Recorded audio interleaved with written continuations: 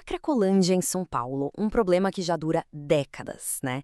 E na busca por uma solução, o que acontece? A gente acaba olhando para fora, para modelos internacionais bem polêmicos. E é sobre isso que vamos conversar hoje. Vamos mergulhar nessa questão que é super complexa e comparar a famosa tolerância zero de Nova York com a política de encarceramento em massa de El Salvador para tentar entender, afinal, o que está em jogo nessa discussão toda. Olha, estamos falando de mais ou menos 30 anos. 3 décadas em que a Cracolândia é, assim, o centro das atenções das políticas públicas em São Paulo.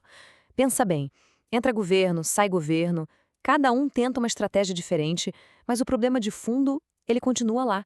Isso só mostra o quão difícil é achar uma solução que realmente funcione a longo prazo. E é fundamental a gente entender uma coisa: Cracolândia não é só um endereço, um lugar no mapa, sabe? É muito mais que isso. É um fenômeno social e, olha, extremamente complexo. Envolve saúde pública, envolve segurança, planejamento da cidade e, o mais importante de tudo, envolve vidas, vidas humanas. É um daqueles dilemas que não tem resposta fácil, sabe? Desafia tudo o que se pensa sobre como lidar com dependência química e com pessoas em situação de vulnerabilidade. Ok, então vamos lá. Para começar, vamos olhar para uma das teses, um dos grandes modelos que estão sempre na mesa. A tal da abordagem de linha dura. Aquela focada em ordem, em segurança, que ficou super famosa no mundo todo depois de ser aplicada lá em Nova York. Para a gente entender de onde veio essa ideia, precisamos fazer uma viagem no tempo. Vamos voltar para Nova York dos anos 80.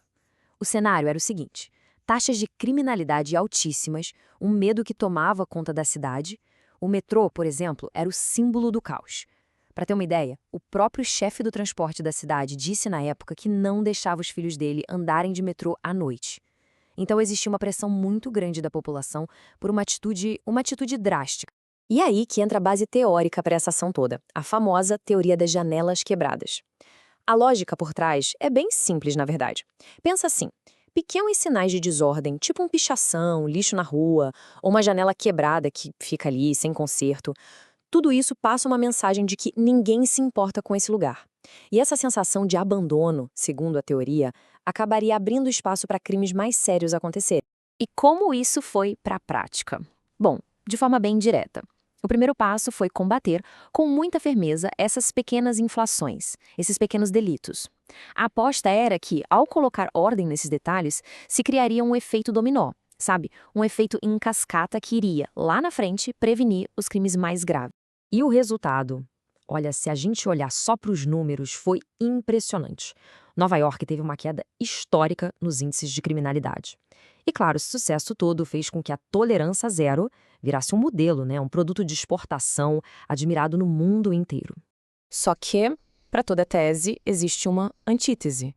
Então agora a gente vai virar a moeda e olhar para o outro lado, o custo social altíssimo e todas as consequências que ninguém planejou, mas que vieram junto com esse modelo.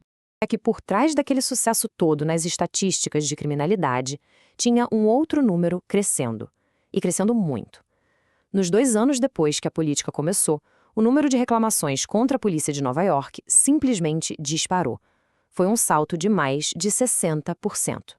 E essa citação aqui, ela vai direto no ponto mais sensível da história, porque a aplicação da lei não foi igual para todo mundo, de jeito nenhum.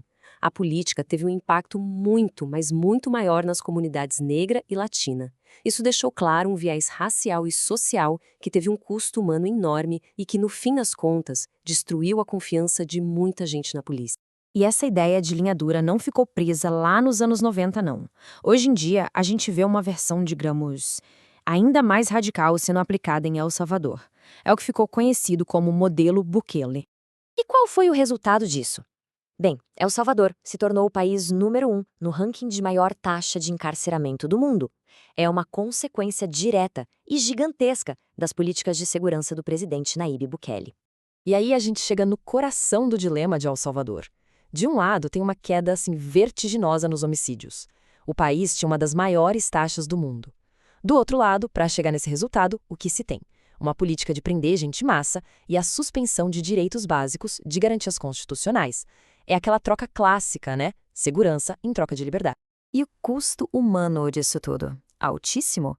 Organizações de direitos humanos do mundo todo denunciam prisões arbitrárias acontecendo em larga escala, mais de 1.000 adolescentes detidos, a maioridade penal foi reduzida para 12 anos em alguns casos, 12 anos, e ainda por cima relatos de mortes bem suspeitas de pessoas que estavam sob custódia do Estado. Ok, então, com esses dois modelos na cabeça, a tese e a sua versão mais radical, a antítese, a gente volta o nosso olhar para São Paulo. Como é que essa discussão toda que acontece no mundo aparece aqui na busca por uma solução para a Cracolândia? No fundo, o dilema aqui se resume a dois caminhos principais. De um lado, tem um modelo mais repressivo, bem na linha da tolerância zero, que foca em quê? Em ações da polícia e internação compulsória. Do outro lado, um modelo que olha para a questão como um problema de saúde e de assistência social. A aposta aqui é outra, é criar vínculo com as pessoas, oferecer serviços sociais e de saúde para construir uma saída junto com elas.